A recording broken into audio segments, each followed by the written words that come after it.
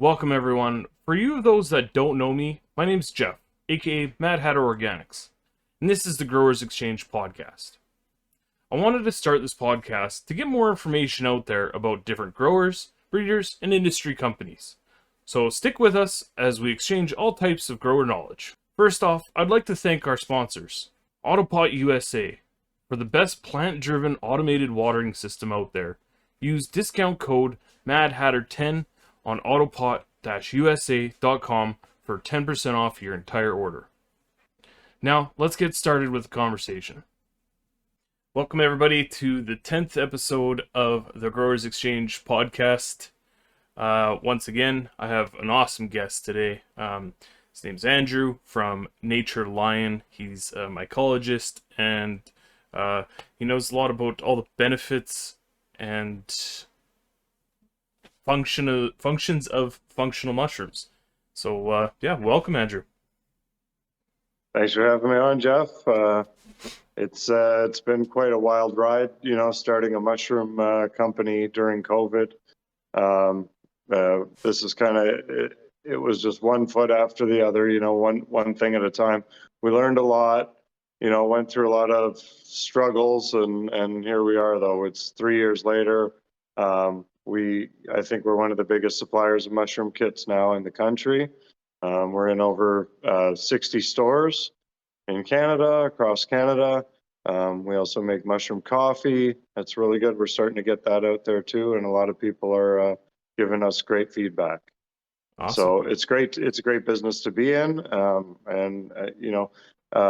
didn't start out as a mycologist. I started off working in the film industry, and gardening and growing was always something I enjoyed doing. So mushrooms was just kind of COVID hit, and the only thing open at the time was farmers markets. So it was like, what can I do? What can I grow? What can I sell? And I started going full tilt with the mushrooms. It was all started in my basement, and now we're here. We have graffiti walls and a big lab and a few flow hoods and stuff, and yeah, just making it work. Cool. So, Yeah. before you said you were working in the film industry, were you interested in mushrooms? How did you realize mushrooms was your thing? Well, I didn't really know it was my thing. I've always kind of been interested in them because they're crazy, very interesting creatures, right? There's so many different facets to mushrooms and so many different things they can do medicinally. They can kill you. They can, make you feel happy. They can, do wonders for your immune system. And so it was just kind of a fascinating plant to dive into. Like previously, I was into cannabis growing and that sort of side of it. And I read a lot about breeding and genetics, and the industry it just took off, and I didn't really see myself in that space anymore, other than just for personal consumption. So it turned into another thing, and mushrooms were just so fascinating. When I started growing them, it was one thing led to another, and next thing you know, the whole basement of my house was just full of mushroom grow bags and cultures and experiments, mishaps, successes, all sorts of different things, right? Yeah, I can feel that. Mm-hmm. I've just kind of exploded with all my growing stuff, and mushrooms as well. You've been so gracious to me and sent me out a few kits, and now I have a real good stockpile of dried mushrooms for microdosing and for just beneficial supplements. Um, Maybe we could talk a bit about the benefits of different types of mushrooms. Maybe let's start off with lion's mane. What's so beneficial about it? So lion's mane is a great mushroom for your brain. It actually helps stimulate the growth of neurons. It helps protect your existing neurons, so your brain cells. It helps keep them healthy, prevents them from dying off too quickly, and sparks healthy new growth. So it's an adaptogen. When it reaches the cell, it basically is teaching the cell or helping the cell remember what it needs to do to function correctly. So lion's mane is good for your brain, your nervous system. It can help people improve their memory. I've heard a lot of anecdotal evidence from my customers about better mood, brain fog going away, like, having clearer mornings. And, all around, it's also good for your immune system. So that's almost like a blanket statement for all mushrooms is they're great for your immune system. They have beta glucans in them in different levels. So some mushrooms will be better for the immune system than others, but they all have it, and it's, you're intaking it when you consume them, when you eat them fresh or take a capsule or powder, tincture, anything, right? Nice. Yeah, I take lion's mane on a daily to help my neurons rebuild themselves. There's a disease running through my family that is a neurodegenerative disease, so I just like to hopefully prolong the effects of that. If I do test positive for it, then hopefully I can slow it down. Um, Well, yeah, exactly. You might as well use what's available to you, right? yeah, exactly. I Mhm. also microdose, so I cut my microdoses of psilocybin uh, mixed with lion's mane as well. So I'll do like a, kind of a half and half kind of thing. Okay. How's that working for you? I've, I mean, anecdotally, I've noticed some pretty good improvements. Like you Cool. said, brain fog is gone. It's allowed me to focus on tasks at hand. Um, I don't get that like kind of ADD, like, ooh, what's that shiny object kind of thing. It's just pick one thing and I stick to it now. So Right. it's Better been pretty good. focus. Yeah. Yeah. Yeah. Yeah, Lion's Mane, I mean, it's been picking up a lot of steam ever since I started. Nobody really knew what it was. But over the years, all the TikTok videos, all the Yeah. different YouTube videos that are out there, people are starting to um, not even slowly learn about lion's mane. It seems to be spreading quite quickly. I get more and more people at our farmers markets asking about it, looking for it in different forms, and we have a lion's mane coffee that people are drinking, and it's kind of a good way to do it in the morning. You can just have your cup of coffee. The lion's mane's in there. What we do is we actually use an extract, so it's like a 10-to-1 extract of the actual mushroom fruiting bodies.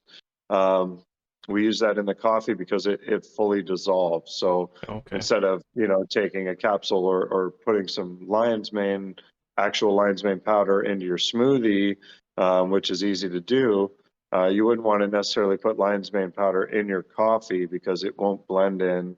You could steep it into a tea or something like that, but it's not just gonna mix well with, coffee. There's that stuff out there, mud water, Mm, and I haven't tried it yet, but I've gotten a lot of feedback from even my customers, and um, it's exactly what it is. It's like mud. So you blend yeah. it, you need a blender, you have to blend it and drink it, and you're getting the fruiting bodies of the mushrooms, which is good. You're getting it into you, um, but I prefer like something that's just easier to consume, and it, fully dissolves. You can throw some sugar or milk on top, and it's a great, tasting coffee, and you get your lion's mane, so you're getting your daily dose of, healthy brain food, right? Yeah. Yeah, I was gonna ask you about the coffee. It's kind of a new product for you that you're going down. It's not necessarily new. We've had it for years, but we've kind of, there's been issues trying to source distribution, and we use an all organic coffee. All the ingredients are organic, so that makes it a little bit more difficult for us to source everything, um, and to offer everything at a good price, and that. So it's been 2 or 3 years in the making, kind of ever since we started with the mushroom growing. My wife made the coffee. Nicole, she's the genius behind the recipe, and it's a great tasting coffee. She actually made it for herself She was drinking Four Sigmatic, and she did her research on the benefits of. Obviously, she was in tune with the benefits of mushrooms at this point, but she did her research on the coffee she was drinking. She realized that it didn't have so much extract in it. It was kind of it was an expensive, gimmicky version of what she wanted.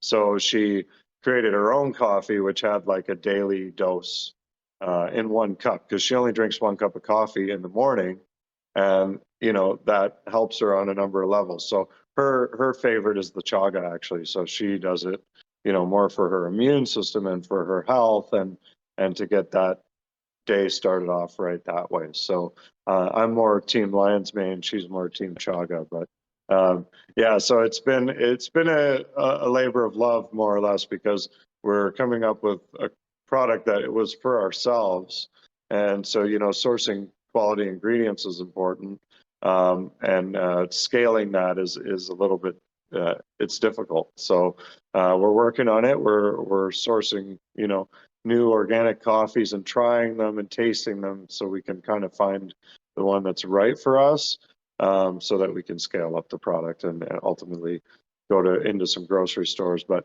we've got lots of little independent stores that are taking it on, and people ordering it from the website, and coming to see me at the farmers market and all that too. So yeah, it's quite a busy endeavor for sure. Yeah, yeah, you're Yeah, taking on a lot. That's yeah, cool, man. yeah. It's good. Yeah, it's for the greater good. So yeah. Yeah, yeah. I haven't actually tried any of the mushroom coffees. I've seen them all over the place, and yeah, maybe I'll have Well, I'll to. send you some out. Yeah, Oh, you oh, can. all You right. can. Yeah, we'll give you a Naturelion mug, and you can in your videos you can just sip on some Yeah, coffee. perfect. Exactly. Get rid of this Yeti mug full of stickers. Um, you mentioned chaga. Do you also cultivate chaga as well to make this coffee? No, chaga is not a mushroom that can be cultivated per Okay. se. I mean, not that it can. It could be cultivated sort of in the wild. It wouldn't be something you'd grow indoors. It needs a living birch tree, so it's a parasitic fungus actually. It'll take over a living tree. It'll produce these almost tumor-like growths out of the side of the tree, which is the chaga fungus that gets harvested and used medicinally, and it's really good for our immune systems. And it's a immunomodulation mushroom, so it helps balance your immune system. So if you have arthritis or eczema or any sort of like autoimmune condition, chaga can really help out with that. Hmm. But unfortunately, yeah, we can't grow it indoors. There is a company, I believe, in Quebec that's cultivating it outdoors, by inoculating living trees. Um, Now there's some ethical Yeah. dilemmas behind this as well, because it will live on the tree for quite a long time. Like the chaga, once it takes over a birch tree, it could be 10, 20, even 30 years before the tree will die, but inevitably it will kill that tree. Hmm. Um, Now this is a natural process that's been happening on its own, and there must be a reason for that. And new once a tree dies, new trees replace it. In nature. So it's not. I don't think it's like naturally the end of the world. But if we go and inoculate every birch tree on the planet with this fungus, then we'll probably be out of birch trees before Yeah. too long. Yeah. Um, it also will grow on maple and oak, but it's rare to actually see it growing on those trees. So it prefers the birch. Cool. Yeah, Yeah, I've which is like a lot of mushrooms. They they have these very weird tendencies, especially in nature, to grow in symbiotic relationships with other plants or mhm. fungi, and they basically create these situations that can't be recreated indoors by a lot of growers. So Yeah. not yet, anyway. Yeah, I mean, as science and stuff improves, maybe we can replicate it and not do so much damage to, living things. Yeah. But uh, another beneficial mushroom is turkey tail. Are you able to cultivate that indoors? And do you? It can be cultivated. Yeah, we actually we sell a liquid culture for that on the website. So you can inoculate some substrate bags that we also have with the grain sterilized and some straw substrate that you could basically grow your own turkey tail. It's not the easiest mushroom to grow. The mycelium will take over pretty quickly, almost like an oyster mushroom. It'll grow within a month or two. You'll have fully colonized substrate. But when you try to grow the turkey tails, there's some nuances there. They won't grow extremely big indoors in like a grow bag scenario. So Hmm. doing it on a commercial scale, it's not really too common. But doing it for your own personal use, absolutely. You could, harvest a few turkey tails and like you did with your lion's mane, dry it and turn it into a powder and encapsulate it and have something organic that you made yourself. Um, so there's that. The other thing about turkey tail and like the reason why I don't grow it is because the spores that come from it can interact with the other mushrooms in your grow room. So unless you had like a dedicated space for turkey tail to grow commercially, you wouldn't really want to do it because the spores can interact in a negative way with like lion's mane, pink oysters, and different things like that. Really, any mushroom, if it spores a lot, um, it can interact with your other mushrooms because they like kind of like cannabis growing, like parts per million in your reservoir. Similar thing applies in the air. So there's particles in the air, the spores, the mushrooms actually recognize that. And they'll go into like a dormancy or kind of a dying off period because there's too many spores in the air, and they're not able to breathe in the oxygen that they're looking for, right? So, Yeah, very interesting. mhm. Never thought of that. It's kind of Yeah, like and a it's something battle that for the fittest. you don't really run across that in the natural habitat. There's so much airflow, Yeah. maybe there's little microclimates and stuff, but indoors it's a little bit trickier to kind of get the mushrooms to do, exactly what you want. So, Yeah. And what are some of the benefits of a turkey tail for your health? uh, it's really good for your immune system. Actually, there are a lot of studies are saying that it's one of the best ones for your immune system. It's the highest in beta glucans. Um, a lot of people use turkey tail, um, when they're going through end of life, cancer, that kind of thing, chemotherapy, to basically help strengthen your immune system because you're, beating it down so much. So you need something to balance that and counteract it. And a lot of people use turkey tail for that reason. I've heard of a lot of people actually giving it to their pets if they discover that their pet has cancer or some sort of a condition. They'll feed their animals turkey tail, and it'll actually, extend their life for a few years, which is great, right? Yeah, that's awesome. It's Yeah. yeah, I never thought about giving it to animals. No Yeah, idea. it's lion's mane, turkey tail, all of these things now. People are using it and mixing it in their animals' foods, and Yeah, why not? It's a natural thing. yeah, and it's not so far off that like an animal couldn't find a mushroom in nature. There's this like a lot of animals that eat mushrooms. There's a monkey specifically that lives primarily, can't remember the name of it, but it lives primarily off of a certain kind of mushroom. And this mushroom grows out of the side of trees, and the monkeys kind of feast on it. It's not, there's it's hard to see, but there's a beetle behind me. Oh yeah. Um, and that's an ambrosia beetle. And I didn't really know about this before I hired these graffiti artists, and they kind of came and did their own thing. And Nick Sweetman, who put the beetle, um, he had a whole story with it because I said, what is with this beetle? We kind of got mushrooms over here and a beetle over here, and I'm thinking, what did you do here, right? He's like, no, it's got a story. So the ambrosia beetle actually um, cultivates mushrooms for food, and it eats the mycelium that it cultivates. So it uses organic materials brings them back to the den and continues to propagate these mushrooms that it uses to feed its family and itself, right? So there's a lot of insects that actually do similar things. The leafcutter ant, you've seen in National Geographic carrying all the leaves across the log. They're Yeah. actually bringing the leaves back to their den where mushrooms will grow on that organic material. Hmm. And they say that the mushrooms are tracked on the ants' like legs, the spores.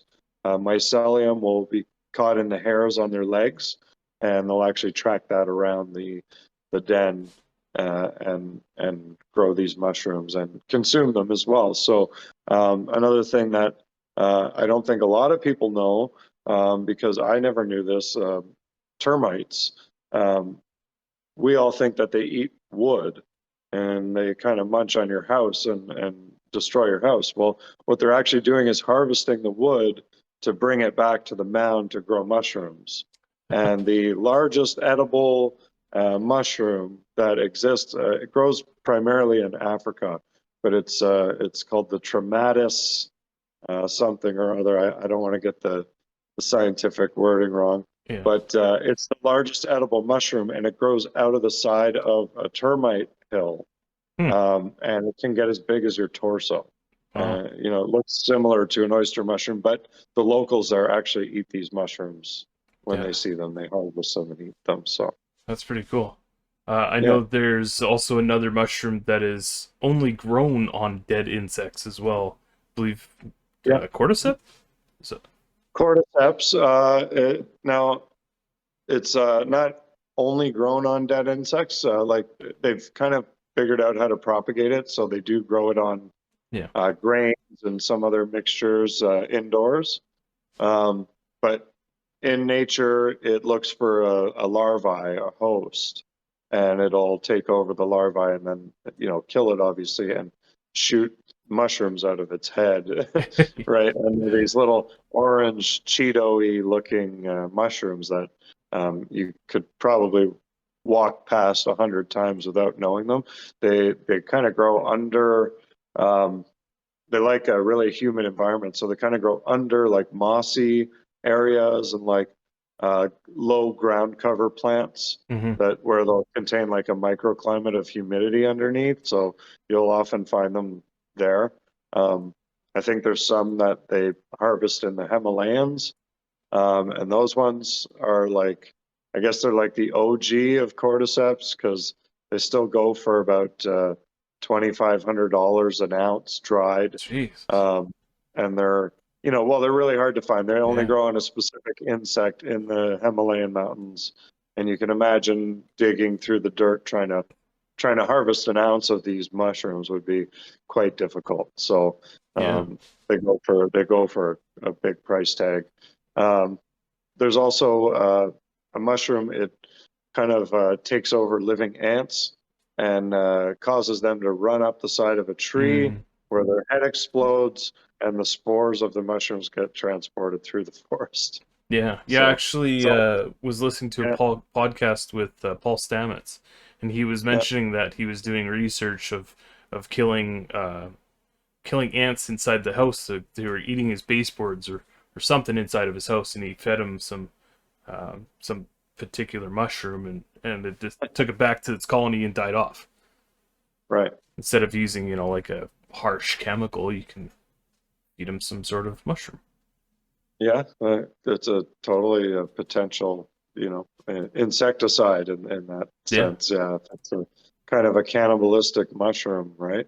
Now, Yeah. although we don't want them to come after us or anything. Yeah. Exactly. Yeah. And I believe that there's, a lot of knowledge in plants and, fungi, and these are things that have been bred, passed down through lineages of, throughout nature through millions of years, things that they've learned that they adapt, they speak with other plants and they speak with other species and they grow in harmony. And they're really, truly a very captivating thing. Once you start growing them, it's like you're like diving down a rabbit hole. Or even once you just start kind of learning about them, there's so much to intake all in a, it take many, many years to learn everything. And there's still so many things that we're all discovering, on a daily basis, I think. So, Yeah, yeah. It's over the past year or two or so. I got introduced to the whole psilocybin side of things first, and then I realized how massive beneficial that all these culinary type mushrooms were. And so I actually found you on Instagram. I reached out to you, and you were kind enough to send me out a couple of your boxes of lion's mane, and I knew nothing about them, and now I know a lot more, and I'm super grateful for that. It's been a big benefit for sure. yeah, yeah, and it's like I said, it's fascinating little process that it doesn't take very long. Like you got your lion's mane kits, and within a couple of weeks you had, big lion's mane coming out. And I think at the beginning there was a little bit of a humidity issue that you might have had, Hmm. and then we solved that. You put them in a Martha tent, Yeah, and I think I gave you the advice to just spray them more heavily and keep that tent really, really kind of foggy, so to speak. And that really helps lion's mane, grow and develop those nice hairs or spines that everybody's kind of looking for. I get that question a lot with lion's mane is how come mine doesn't have spines? And people will grow it and it'll do really well. They'll get a nice like meaty mushroom out of it, but it just won't develop those spines. And there are two things. The key to doing that is, humidity, number one, patience, number two. So as long as your mushrooms aren't like turning yellow all over, they can keep going a little bit longer and the spines will get longer and you'll get that beautiful looking mushroom. It might not be the same as the one you see on Google image search yeah, because those ones are, they're growing outdoors and the environment outdoors, it's perfect because if a mushroom has popped up somewhere in nature, it's found a microclimate that is, suitable to hosting it and it has enough time to develop. A lot of those mushrooms are kind of overdeveloped from a gourmet culinary standpoint. You wouldn't want to mm, necessarily pick some of these lion's mane that they look really, really nice and the spines are really, really long. But they're not, they might be a little bit bitter or not have the best texture. I find for texture, for cooking, you want to harvest them just as the spines start to form. So like they're not going to get like a quarter inch long or an inch long or anything like that. Just as soon as you see like teeth forming on the surface, it's time to harvest them and make your steaks or turn them into powder. I think if you're going for the powder approach though, you can let them go a little bit longer. So you can let those hairs form, let the plant build up its medicines basically, and then harvest them. It doesn't matter if they're really yellow on the mushroom itself because you're going to turn it all into powder. yeah, And I don't know if you noticed when you were growing them that once they start to yellow, when you cut it open, it's still like yeah, white as snow on the inside, right? So, yeah, yeah. Those lion's mhm. mane were pretty interesting to grow. They're like a from another dimension almost. But yeah, you cut them open and they kind of like for myself, I kind of had like a coconut almost smell to it. Yeah, It was a different yeah. smell, but it was. I mean, it wasn't off-putting whatsoever. I'm not No, really it's like a not. big like edible mushroom person. Like I don't really like mushrooms on the pizza or anything, but I'll take them in powdered form all day. Yeah, lion's mane is one of the more subtle flavors that I grow of everything I grow. Um, People say it tastes like, lobster or crab. I don't really get that from it. I feel like it absorbs the flavors that you're cooking with. So Mm, it's great in like a pasta sauce or I pull it apart and make tacos out of it. yeah, And you get the texture of meat, which, I do eat meat too, but sometimes I get in a phase where I'm just eating mushrooms and kind of cooking them as meat. And I don't really miss it for a couple of days here and there. But like these tacos with lion's mane, they're the best tacos I've ever had. So, Yeah. and the mushroom is definitely the texture is making up for it because you can get it really nice and crispy, and it's just not something like typically if you were like putting ground beef in a taco, it wouldn't be really crispy, Hmm. but with the mushroom, you get it nice and crispy, and it just adds different textures to your foods, and you know it's versatile. So one guy, he buys the kits from me, and he grows mushrooms, the lion's mane specifically. He harvests it, and he just takes like the whole ball, like head of lion's mane, and he puts it in the frying pan, and he presses down on it with like a heavy weight, and he turns into the steak that like it looks like an actual steak, and he smothers it with barbecue sauce and Hmm. peppercorns, and it's yeah, it's phenomenal. Cool. Yeah, I know you can, depending on the size of the head of lion's mane, you can just basically cut it straight down the middle and turn it into a big flat steak. Yeah, Yeah, that's yeah, awesome. absolutely. Um, Yeah, so there's so many things. I can't wait to kind of keep going with it. Like I got a lot of interest from people that want to work together, and they kind of contact me. We've had a few people approach us in the last little while. One guy from another company, he specializes in glowing plants, so bioluminescent plants. He brought me a culture of it's called Pinellus stypticus, which is a glowing oyster mushroom variety. So it actually glows in the dark. So this is like something new we're working with. I've got it in liquid culture. I've got it growing on agar. We're going to hopefully transfer it to the next stages pretty soon and see if we can get some mushrooms to actually glow for us. nice. And then we'd like to like hopefully put that out so people can also do it at home, and because Yeah. they're non-toxic, they're not like oyster mushroom that you'd want to eat. Um, they might make your stomach feel a little bit upset, but they won't kill you or anything like that. Um, they're bitter, so it's not like you want to like cook these up in a meal, but it would make a cool night light in your children's bedroom, I think. Yeah. So Do you yeah. do any special like black light or UV light or anything to be able to see them, or they just glow? No, they glow. They're bioluminescent. There's a whole number of mushrooms actually that are bioluminescent. Yeah.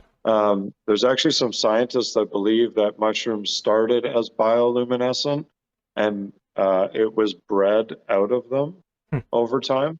And I think there's a lot of logic to that because mushrooms grow in dark, wet places. So they would have started potentially in caves. They would have, started um, and they would have been glowing to attract insects and bugs to help, spread those spores and spread the mycelium around. And eventually, as they made their way out, into the light, this was kind of lost in translation. So there's still a few hundred species that do bioluminesce to various degrees. Some you can see with the naked eye. This species that I have specifically, a lot of people say you can see it with the naked eye. So you can see it growing even on the agar.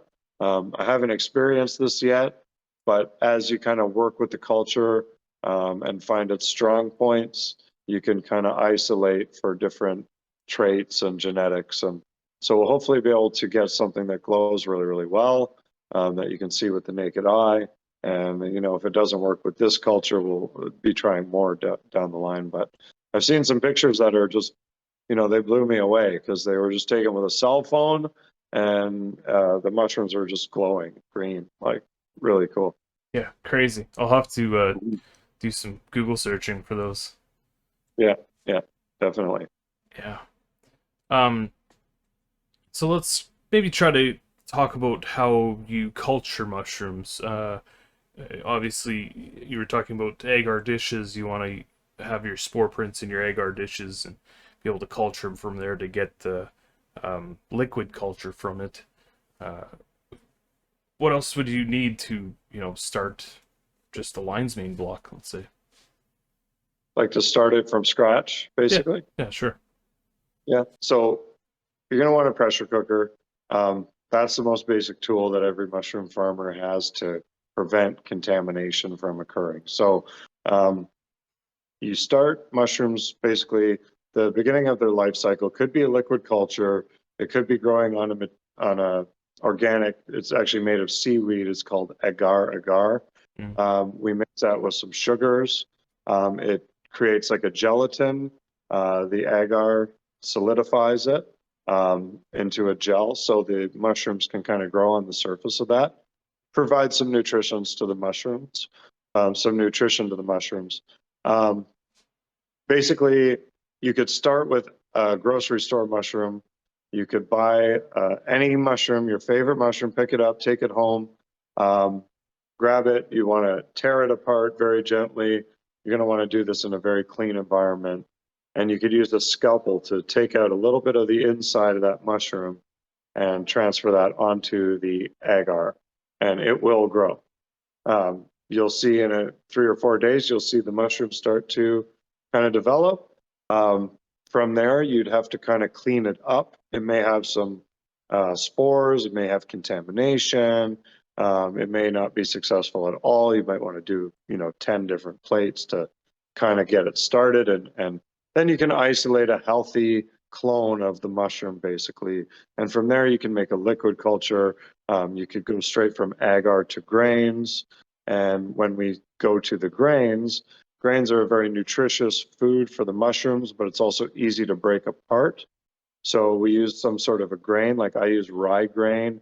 People use millet, brown rice. You can use anything really. Some people use Uncle Ben's uh, rice packs, and they put their spores in there or their liquid culture in there, and it takes over the rice once it's properly hydrated. And that breaks apart really easily. So you can use that to inoculate further substrates like sawdust or straw or coconut coir. And those are what we call bulk substrates. So basically, that's what you're going to be growing your mushrooms on. But it all starts from this little tiny speck of mycelium growing on an agar dish or in a petri dish. Doesn't have to be that complicated. There's a lot of people that just pick up a kit and grow it. You can also take a mushroom kit and break it all up. Like here, I have one here, but basically it's, a block of sawdust, and you can break this up. It's pretty hard, but you can break it all up, and you could boil some straw for a couple of hours in a pillowcase, drain it off, and then you can inoculate that straw with the mycelium that's growing like on your kit. And that you could then take one of these kits and transplant it into 5 Home Depot pails full of straw. And you could grow 10 or 20 pounds of mushrooms from the one block. So that's what, taking it maybe to the next level. It's not as advanced as having to culture your own mushrooms on a petri and get a clean and healthy culture, because it's really hard to do when you're living in a normal house, which isn't necessarily the most sterile environment. There's tons of bacteria and mold spores in the air. It's easy to get contamination with something like that. So it's best to start with like a liquid culture or something from a grower that's going to be easier for you, unless you're like ready to just start experimenting and slicing open mushrooms that you got. And you can even do it with a dried mushroom. So if you have a mushroom that's been dried for a period of time, like 6 months to a year, you can tear it open and you might see some living mycelium growing that you can scrape up and clone that. So you could even take preserved mushrooms essentially and possibly rehydrate them on the agar and get them to grow. So it's there's a lot to it, but it's very neat and it's very fascinating. I think every mushroom grower kind of finds their own niche too. So there's so many different, it's not like with cannabis, you might be like fighting over like who's growing what strain. I mean, on a commercial scale anyway. But, there's so many different facets to mushrooms that you can kind of pick anything about it and turn that into a hobby or a passion or a business, so. Yeah. Yeah, you go going back to what you said about contaminations and whatnot, is uh, even growing organically, I have lots of bacteria and different types of microbes flying around, kind of thing. But I noticed with like the psilocybin growing stuff, where it was a lot of just very sterile kind of environment. You have to have clean stuff where a little speck of trichoderma will go a long ways on your cake. But with Mhm. these lion's mane blocks, you were able to just kind of cut away at it. If you did get a little bit of trichoderma growth on it, you're able to just cut it away and let the mushroom block keep doing its thing. Get a couple different flushes out of it. It was more. I feel like it's more resilient, trying to fight off Yeah, those pathogens. it can be because it's once the mushrooms are fully colonized, they have a strength to them that nothing else can really kind of invade. Um, we get contamination though sometimes where we'll get a little spot of trichoderma or different kinds of molds and stuff. And when I first started growing mushrooms, I used to throw out all these things and think that I had lost and threw out, 60, 100 bags in my backyard and cut them all open and used them as, compost in the garden. But what I'm realizing, or what I've realized as you go on, is sometimes a small speck of contamination can easily be overtaken by the mushrooms with enough patience and time. So sometimes there's this one type of contamination that grows. I don't know what it's called exactly. It's very yellow. I think it's a type of trichoderma. I think there's like dark green ones. There's like this yellow one that we get sometimes, and it's like a cakewalk for the mushrooms. So every time I see it now, I just ignore it and I wait a week and it's totally gone because the Nice. mushrooms are eating through it, right? So um, there's people cleaning up oil spills with oyster mushrooms. I think Paul Stamets talks about that a lot. Hmm. But yeah, it's they really kind of consume anything in their path. So you kind of want to stick with organic materials. You don't want to necessarily be using things that you don't know the origin of. Like I've seen a TikTok video the other day where they're growing mushrooms on a toilet paper, a roll of toilet paper, and it's bleached toilet paper. So you're going to have bleach in your final product. There's going to be some element of that chlorine that the mushrooms consume. So you want to be careful with mushrooms, and you want to make sure that they're organic or that you're using organic substrates. Because yes, they'll grow on cardboard and newspaper, but you've got inks going into your food. Yeah. So, this isn't something that you want for sure. Yeah. Yeah. It's funny that you bring that toilet paper thing up. I've had a few people actually send that exact same TikTok Yeah, clip to me the it's past couple of days. 500,000 views, and I Yeah. and I hope obviously there's going to be people that go out there and try it, and I hope that somebody kind of helps educate them. Maybe they'll Yeah. see this video, and it'll help educate them a little bit more about what they should be growing on. It's Yeah. cool to experiment though. Like I follow one guy on Instagram, and he's growing mushrooms on like old books and gym socks and Yeah. tennis balls and all sorts of, and just for the photograph really. But it's quite amazing to see that they'll grow on everything. Yeah, for sure. Um, Yeah, are they a heavy metal? Do they pick up lots of heavy metals when they're kind of in that environment? yeah, exactly. So they tested them like after cleaning up an oil spill, Hmm. and you would not want to eat those mushrooms afterwards. So Yeah, yeah. crazy. Yeah, who would Yeah, have so you thought got to be that? careful too. Even picking in nature, like for the 99% of the time, if you're in the forest, it's going to be okay. And what you're picking is going to be next to organic, like as organic as it can get. Yeah, But if you're foraging mushrooms near a sewage plant or anything like that, or a plastic facility, or you're at the forest at your park and the dogs pee on the tree every day, right?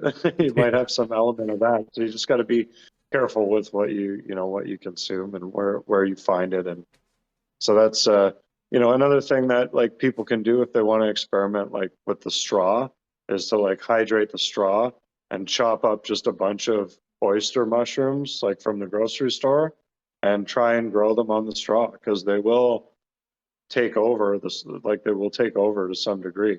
Have a good head start there because I've seen all sorts of different, experiments like that, and sometimes they work, sometimes they don't, but it doesn't hurt to try it out for sure. So Cool. Yeah. Let's talk about your tinctures. I noticed that you had a bunch of tinctures on your website there, and uh, there was one in particular that had all five of the mushrooms in one. That yeah. that'd probably be a massive health benefit for sure. Yeah, well, we don't make the tinctures, but we sell them. They're all organic. It's a really good company that we work with.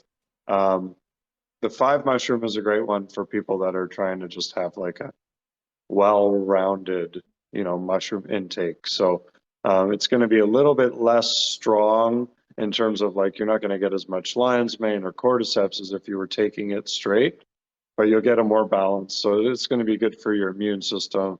It's going to give you the benefits for your nervous system and for your brain and for your circulation and blood flow. Um, but that being said, some people like to just take a certain one because they have an ailment. They've done their research and they know that they need a specific mushroom. They really want to have better memory, so they're using lion's mane, or they're athletes, so they might want to stick to using cordyceps because it's great for endurance athletes and blood flow, circulation, that type of thing. If you want to have better night's sleep, a lot of people have come to me and said that reishi is working for them for sleep. So it's not really known for that. I mean, it's becoming more known for that. It's been used for thousands of years in Eastern medicine for your immune system as like an anti-cancer mushroom. They call it the fountain of youth mushroom, I believe, in Asia. Um, so yeah, it's also good for sleep. So it's something, we're actually going to be turning that into a new product that falls in line with our coffee, but it's going to be a hot chocolate Oh, that you nice. could consume at night with reishi mushrooms in it. So you're not going to get your caffeine, and it'll be low sugar, but it'll still, taste really chocolatey and delicious, right? So yeah, there's Nice, all nice. sorts of different ways you can consume them.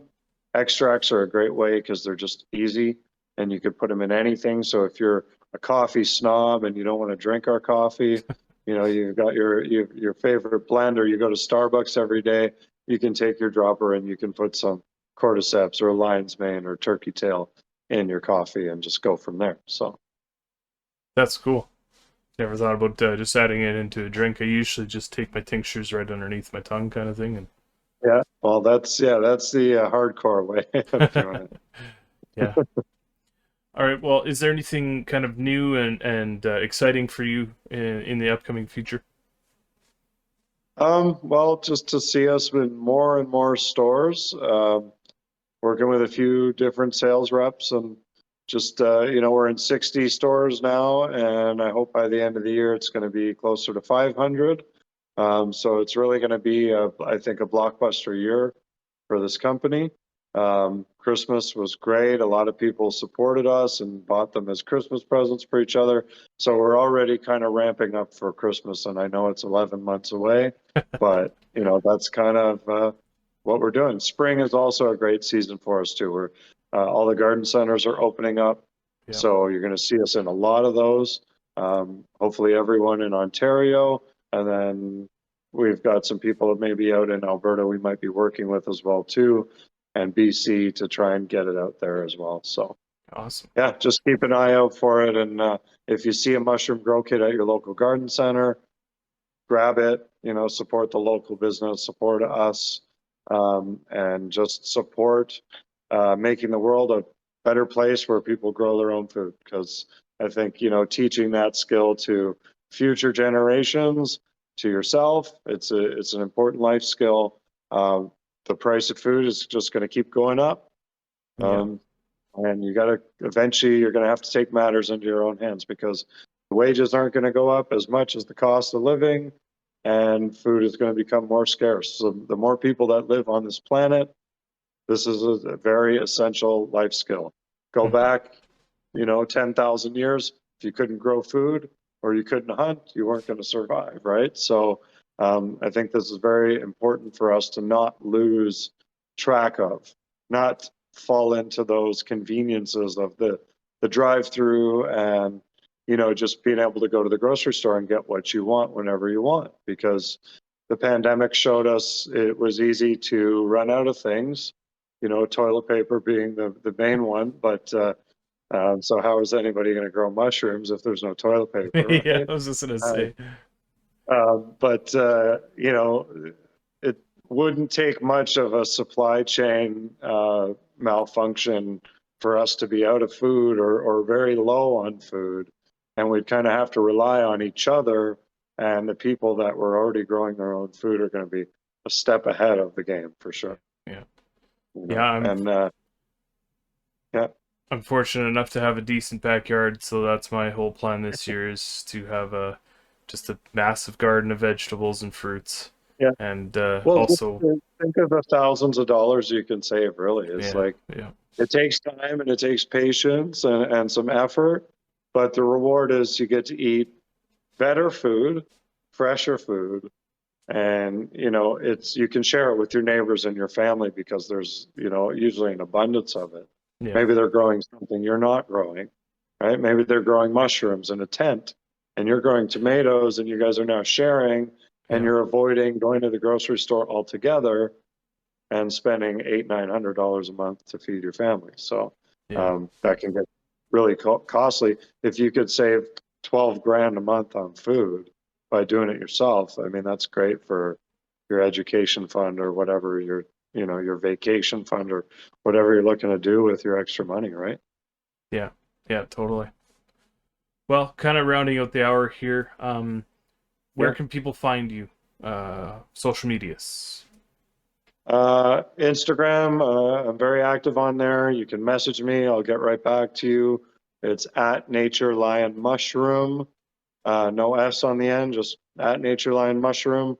You can go to our website, naturelion.ca, browse through our products. We've got a blog you can read, um, a few different articles about mushroom growing. We've got some cool videos. Um, and we're going to kind of be expanding on that as well too as we go in the future. So yeah, just reach out any way you can.